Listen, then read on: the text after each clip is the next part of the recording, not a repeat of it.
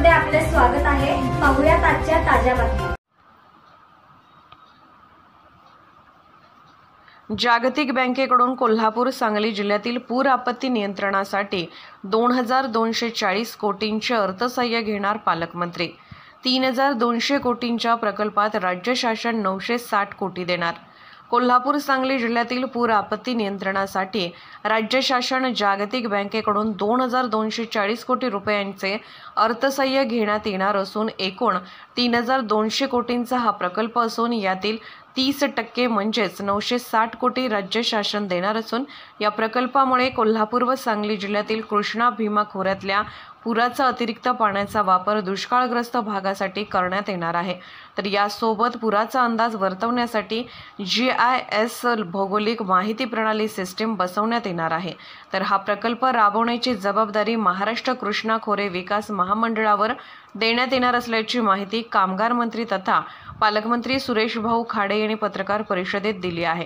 तर जिल्ह्यात 7 धडक उपसा सिंचन योजनांचा समावेश उपमुख्यमंत्री देवेंद्र फडणवीस, प्रधान सचिव दीपक कपूर यांनी म्हैसाळ उपसा सिंचन योजनेत केला आहे।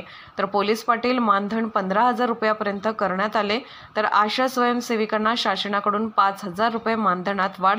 तर दुष्काळ सदृश स्थिती पाहता 11.5 TMC पाणी हे विद्युत निर्मितीसाठी न वापरता जिल्ह्यातील पूर्वेकडील क्षेत्रासाठी सिंचन व पिण्यासाठी उपलब्ध करण्याची मागणी केली असल्याचे सांगत जिल्हा नियोजनमधून दंडोबा डोंगर विकासासाठी 7,59 लाखांची मंजूर, त्यातील 4,70 रुपयांच्या कामास तांत्रिक मान्यता मुख्य वनसंरक्षक यांच्याकडून मिळाली आहे।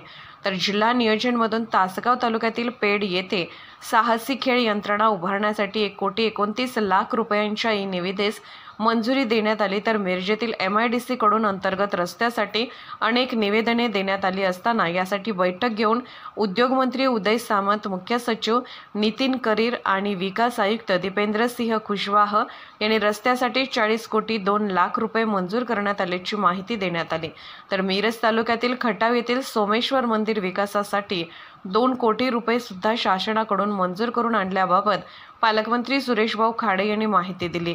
यात MIDC रस्त्याबाबत, खटाव येथील सोमेश्वर मंदिराबाबत आणि पोलीस पाटील मानधनात वाढीबाबत, तर धडक योजनेबाबत अनुक्रमे MIDC मधील उद्योजक, खटावमधील ग्रामस्थ, पोलीस पाटील संघटना आणि धडक योजनेतील लाभार्थी शेतकऱ्यांनी पालकमंत्र्यांचा व राज्य सरकारचा सत्कार करून आभार मानले। 15-10 वर्ष प्रयत्न करत होते, पण त्याचाही निर्णय आज शासनाने केला। त्यामध्ये बैसाळ असेल, नरवाड असेल, बेडक असेल, बोलवाड असेल, टाकले असेल, मालगाव असेल आणि वड्डी असेल, त्या टोटल ह्या 7 गावाच्या धडक योजनेचा आज उठाव केला आणि त्याला म्हैसाळच्या अंडर कक्षेमध्ये घेतलं गेलं। त्यामध्ये 2,770 हेक्टर शेती हे ओलीखाली येणार आहे, हे आपल्याला सांगायला मला खूप अभिमान वाटतो। पोलीस पाटलांची एक खूप मागणी होती की पोलीस पाटील आहोत आम्ही, गावची जिम्मेदारी आम्ही करतो, सगळं करतो, पण आमचा पगार 6,000 रुपये आमचा पगार वाढवावा। पण शासनानं त्यांचा पगार 15,000 रुपये केला, त्याचे निर्णय तर शासनाने घेतला। अशा सेविकांना राज्य शासनाकडून 5,000 रुपये मानधनाची वाढ त्यांची आपण त्याला वाढ केली, तर त्या पद्धतीनं 2023 पासून ती देण्यात येईल। ती वाढ इफेक्ट फ्रॉम 2023 तेव्हापासून ती देते। त्यामध्ये मे, जून, जुलैपर्यंत पाऊस येतो। जुलैपर्यंत पाऊस येत असताना जो आपल्याकडं कोयनेमध्ये आणि मांडामध्ये जो स्टोअर टँक पाण्याचा साठा आहे, तो साठा जी उपलब्ध आहे त्या उपलब्धीमध्ये आपल्याला प्लॅन तयार करून आपल्याला हे पाणी आपल्याला टिकवायचं आहे। त्यासाठी पण जर नाही पाणी टिकलं तर आम्ही देवेंद्र भाऊंना, ते मंत्री आहेत, देवेंद्र भाऊंना आम्ही विनंती केली, जर हे पाणी कमी पडत असेल तर 11% जे विजेसाठी आपण पाणी वापरणार आहात ते पाणी आपण वीज विकत घेऊ शकतो, पण पाणी विकत घेऊ शकत नाही आहे। तर हे 11% जे पाणी आहे, 11 TMC पाणी आहे, हे पाणी आम्हाला शेतीला आणि आम्हाला हे ताबडतोब ते सोडण्यात यावं, त्याचाही मान्यता आम्ही ताबडतोब देऊ असं मला त्यांनी आश्वासन दिलं। दुसरं, नियोजनमधून दंडोबा डोंगराला आम्ही 7,59 लाख रुपये दिले। त्याची मान्यता नागपूरहून मिळते, आपल्या त्या फॉरेस्टचं ऑफिस नागपूरला आहे, तर त्याची मान्यता 4,70 लाखाची मान्यता, तांत्रिक मान्यता आम्हाला उपलब्ध झाली काल।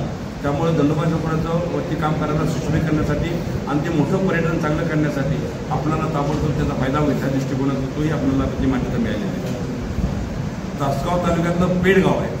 त्या पेडगावमध्ये एक गाव ते पर्यटन क्षेत्र केलेले, पर्यटनाच्या सुविधा तिथं झालेल्या आहेत बऱ्याच, पण अपुऱ्या सुविधा त्या पूर्ण करण्यासाठी त्यामध्ये साहसी खेळ आणि यंत्रणा उभा करण्यासाठी 1,29,00,000ची सँक्शनला मान्यता ते पण आपल्याला त्याच्याकडून मंजुरी शासन स्तरावर मिळालेली आहे. बातम्या पाहण्यासाठी आपले चॅनल लाईक आणि सबस्क्राईब करा व बेल आयकॉन दाबायला विसरू नका.